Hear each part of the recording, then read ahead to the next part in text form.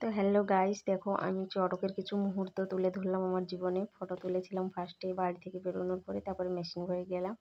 Machine ভ্যানে যাওয়ার পরে ওই যে কপিলমুনি মন্দিরে ছবি তুললাম। তুলে এবারে দেখো ওইখানে অনেকগুলো গরু থাকে, গরুর সঙ্গে একটু দুষ্টুমি করে নিলাম। করার পরে অনেকগুলো ছবি তুললাম। অনেক বন্ধু বান্ধবরা মিলে, সব ননদরা মিলে অনেক ছবি তুলে নিলাম। ছবি তুলে নেওয়ার পরে সবাই মিলে জল ঢালতে বেরোলাম। 12:30 বাজে, তখন রাত।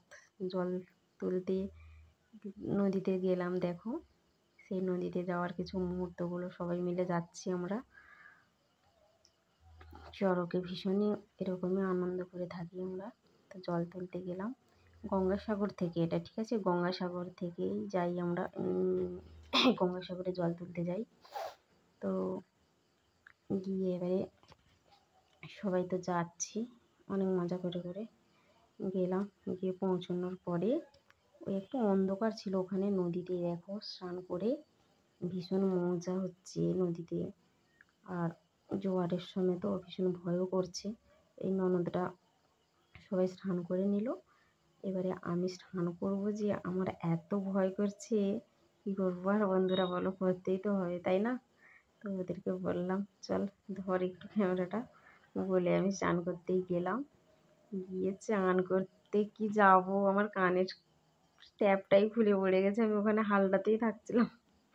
তো দেখো চান করেছি কীরকম করে, দেখো এত ভয় করি আমি না নদীতে।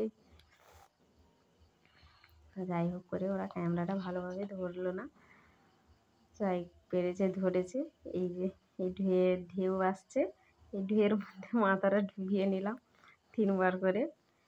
তুলে তো চলে, দেখো ডাকছে বৌদি বৌদি চলে আসো চলে আসো। আরে আমি তো কানে ট্যাপ খুঁজছি, দেখো কীরকম করে খুঁজেই পাচ্ছি না।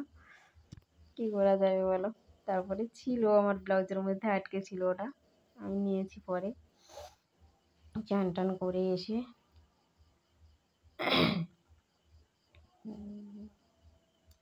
চলো অলরেডি চান করে চলে এলাম।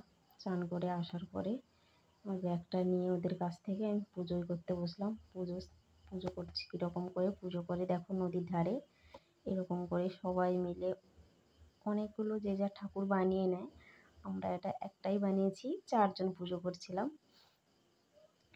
একে একে করে। ফার্স্টে আমি পুজো করেছি। পুজোটা কীরকম করে দেখো এবার। নদীর ধারে অন্ধকার, তো অন্ধকারের মধ্যে যতটুকুনি পেরেছি তোমাদের সঙ্গে তুলে ধরেছি। ভালো লাগলে অবশ্যই লাইক কমেন্ট শেয়ার করে দিও প্লিজ। ব্লগটা যেমনই হোক করে বানিয়েছি, কিছু মনে করবে না, তেমনই তো পারি না বলো, কিছুটা তো তুলে ধরেছি এরকম করে। আমি ফল নিয়ে গিয়েছিলাম, ওই ফলগুলো তো গোটা গোটা দিতে হয়, তাই গোটা ফলও দিয়েছি। বাতাসা দিয়ে সবাই মিলে পুজো করছি। পুজো করে ধূপ ধরালাম, ধূপ টুপ ধরিয়ে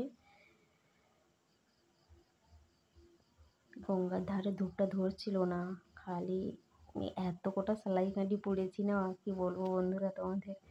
সেলাই কাঠি পাচ্ছিলাম না, তার লোকের কাছ থেকে আবার ধরিয়ে নিয়ে এলাম ধূপকাঠিটা। ধরিয়ে নিয়ে এসে এই পুজো করলাম। পুজো টুজো করে ওর মাথায় যে ধুতরা ফুলের কাঁটা বলে, ওটা দিয়ে ভালো করে পুজো সারলাম। পুজো সারার পরে বোতলে দুধ ছিল, দুধটাই ঢাললাম। আবার পাশ থেকে বলছি আমার জন্য একটু দুধ রাখবি, ওরা কেউ দুধ নিয়ে যায়, আমার থেকে দুধটা চাইছিল, তাই ওদেরকেও একটু দিলাম। দিয়ে আমি এবারে প্রণাম সেরে উঠলাম। এবারে ওরা একে একে তো ওরা পুজো করবে, ওদেরকেও পুজো করতে হবে, তাই আমিও পুজো সেরে উঠলাম। তারপরে আমার একটা ননদ, ও পুজো করবে। এরকমভাবে চড়ক মেলার কিছু মুহূর্তই আমরা কাটাই।